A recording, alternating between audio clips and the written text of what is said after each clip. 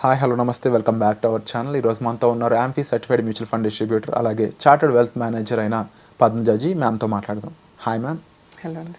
Ma'am, మీరు 30-30 challenge అనే ఒక కాన్సెప్ట్ ఉంది. ఆ కాన్సెప్ట్ గురించి మన ఆడియన్స్ తెలుసుకోవాలని ఎప్పుడు చెప్తూ ఉంటారు కదా, అసలు ఈరోజు ఎపిసోడ్లో ఆ కాన్సెప్ట్ ఏంటో చెప్తారా? డెఫినెట్లీ అండి. It is a very interesting concept అండి. ఒక వ్యక్తి 30 years of age, okay, next 30 years తను ఇన్వెస్ట్ చేస్తే ఆ తర్వాత next 30 years almost he can have a passive income and a generational wealth which can be left to his family. Okay, so ఇది చాలా simple అండి.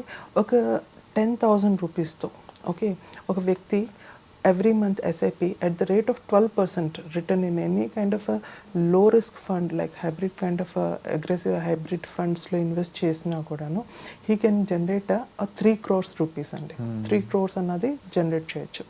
After that every month 1,75,000 rupees per month తీసుకున్నా by the per annum వచ్చి almost 21 lakhs per annum అన్నది income కింద తీసుకుంటూ ఆ అమౌంట్ని టచ్ చేయకుండా అది అట్లాగా 12% రేట్ ఆఫ్ రిటర్న్కి వదిలేసినా కూడాను by the time he reaches 80 years it will become almost 12 crores 99 అంటే ఆల్మోస్ట్ 13 crores అనుకోండి. ఓకే, 13 crores అవుతుంది. అదే by the time he reaches 30 అంటే ఇంకొక నెక్స్ట్ 30 years అది అలా వదిలేస్తే కనుక 36 crores అవుతుంది. సో ఇట్ ఈస్ అతను ఒక్కడే లైఫే కాదు, తన యొక్క నెక్స్ట్ జనరేషన్కి కూడా ఒక జనరేషనల్ వెల్త్ అన్నది క్రియేట్ చేసి వదిలేసినట్టు అవుతుంటుంది. So this is one of the very interesting concept అండి. ఒకవేళ కనుక పూర్తిగా మనం ఇన్వెస్ట్మెంట్ డిసిప్లిన్డ్గా మనం చేయగలిగితే కనుక ఈ యొక్క generational wealth at the same time you enjoying your own wealth and next year. ఇలా మీరు చెప్పిన టైం పీరియడ్లో ఇన్వెస్ట్ చేయడం వరకు బాగానే ఉంది. బట్ ఎందులో ఇన్వెస్ట్ చేయాలి, ఎక్కడ ఇన్వెస్ట్ చేయాలి, లేకపోతే మనకి పర్సనల్గా మన పర్సనల్ ఫైనాన్సెస్ ప్రకారం మనం సంపాదించే ఎర్నింగ్ క్యాపబిలిటీస్ ప్రకారం ఎటువంటి విషయాల్లో ఇన్వెస్ట్ చేయాలి అంటే రకరకాల ఇన్వెస్ట్మెంట్ ఆప్షన్స్ ఉన్నాయి. బట్ అందరికి అన్నీ సూట్ అవుతాయని గ్యారంటీ లేదు. అందరూ కన్సిస్టెంట్ టర్మ్లో పెట్టాలి అంటే తన తాహతకు మించిన అమౌంట్ పెట్టినా ఇబ్బంది పడతారు.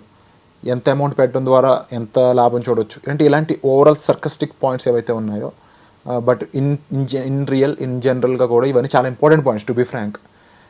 వీటికి సంబంధించి మీరు జనాలకి తెలపడానికి ఒక సెమినార్ కండక్ట్ చేయబోతున్నారని తెలిసింది. ఆ సెమినార్లో ఏ పాయింట్స్ మీరు అడ్రస్ చేయబోతున్నారు, ఎలాంటి పాయింట్స్ తెలుసుకోవాల్సిన వాళ్ళు ఏంటి, ఏ ఏజ్ గ్రూప్ వాళ్ళు ఈ దానికి అటెండ్ అవ్వాలంటారు? డెఫినెట్లీ అండి.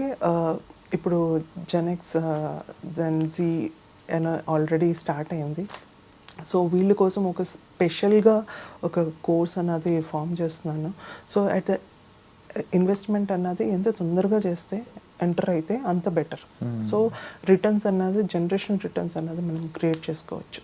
సో వీళ్ళ కోసం ఒక సపరేట్ కోర్స్ అన్నది చేస్తున్నాం. అలాగే 30-year-old ఉన్నారు. సో ఆయన ఒకవేళ కనుక స్టార్ట్ చేద్దాం అనుకుంటే investments how he can create generational wealth. అలాగే ఒక 40-year-old ఉన్నారు. సో ఆయన ఒకవేళ కనుక స్టార్ట్ చేద్దాం అనుకుంటే కనుక ఆయన ఎలాగ ప్లాన్ చేసుకోవాలి, ఎలాగ వాళ్ళ గోల్స్ లైఫ్ గోల్స్ని ట్రావెల్. ఇప్పుడు it is not just creating wealth saving కాదండి. ఈ జనరేషన్ అంతా లైఫ్ని ఎంజాయ్ చేయటం ఈజ్ ఆల్సో వెరీ ఇంపార్టెంట్, అంతే కదా. సో ట్రావెల్కి అనేసి there are so many different hobbies అనేసి and they want to retire at a very early age. అంటే జస్ట్ ఒక 10 years సేవింగ్స్ చేసుకుని నెక్స్ట్ ఒక 20-30 years ఒక decent kind of returns and ఇన్కమ్తో ఎలా వాళ్ళు హ్యాండిల్ చేసుకోవాలి వాళ్ళ లైఫ్ని అన్నది డిస్కస్ చేస్తాం. Wonderful ma'am. అండ్ ముఖ్యంగా చాలామంది వరకు ఈ ఫైనాన్షియల్ వెబినార్స్ అనేవి ఏవైతే ఉన్నాయో తెలుగులో ఇంకా అంత డెవలప్ అవ్వట్లేదు. హోప్ఫుల్లీ వీటికి సంబంధించిన అవేర్నెస్ అనేది చాలా ఉంది బయట. ఎవరైతే ఐటీలో వర్క్ చేస్తున్న సాలరీడ్ పర్సన్స్ అయి ఉండొచ్చు, ఫార్మా, డిఫరెంట్ సాలరీడ్ పర్సన్స్ ఎవరైతే ఉన్నారో వాళ్ళకి వచ్చే ఇన్కమ్ని ఒక ప్రొడక్టివ్ వేలో ఇన్వెస్ట్ చేసి వాళ్ళ రిటైర్మెంట్ ఫండ్కి ఎలా ప్లాన్ చేసుకోవాలి, వాళ్ళ హౌస్ ప్లానింగ్కి ఎలాగా ఇన్వెస్ట్మెంట్ చేసుకోవాలి, ఈవెన్ ఒక కార్ కొనడానికి కూడా బడ్జెటింగ్ ఎలా చేసుకోవాలి, లేకపోతే వాళ్ళ యొక్క ఫైనాన్షియల్గా సక్సెస్ అవ్వడానికి ఫ్రీడమ్గా ఒక ట్రిప్ వెళ్ళడానికి అయి ఉండొచ్చు. ప్రతిదానికి ఒక బడ్జెటింగ్ అనేది అవసరం. ఒక ఎమర్జెన్సీ ఫండ్ అనే దాని యొక్క రిక్వైర్మెంట్ కూడా చాలామందికి ఇంకా తెలియదు. ఇన్ కేస్ సడన్గా ఏదైనా రెసెషన్ లాంటివో లేకపోతే ఇంకో కరోనా లాంటి సిచ్యువేషన్స్ వచ్చినప్పుడు ఒక 6 months 1 year పాటు ఒక ఫండ్ అనేది ఉంటే ఎంత సేఫ్గా లైఫ్ ఉంటుందనే విషయాలు ఇంకా చాలామందికి తెలియదు.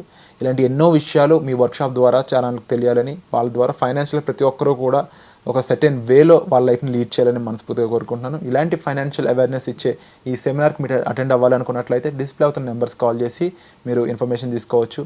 మీ శాలరీస్ అనేది ఎలా ఉన్నాయి, మీ బడ్జెటింగ్ ఎలా చేసుకోవాలి, దానికి తగ్గట్లు ప్యాసివ్ ఇన్కమ్ అనేది ఎలా క్రియేట్ చేసుకోవాలి. ఇప్పుడు ఈరోజు ఎపిసోడ్లో 30-30 ఛాలెంజ్ అయ్యి ఉండొచ్చు. ఇలాంటివి ఎన్నో మరిన్నో కాన్సెప్ట్స్ అనేవి మీరు ఈ సెమినార్లో వినబోతున్నారు. సో వచ్చే ఎపిసోడ్లో మళ్ళీ కలుద్దాం. Thank you so much. Thank you.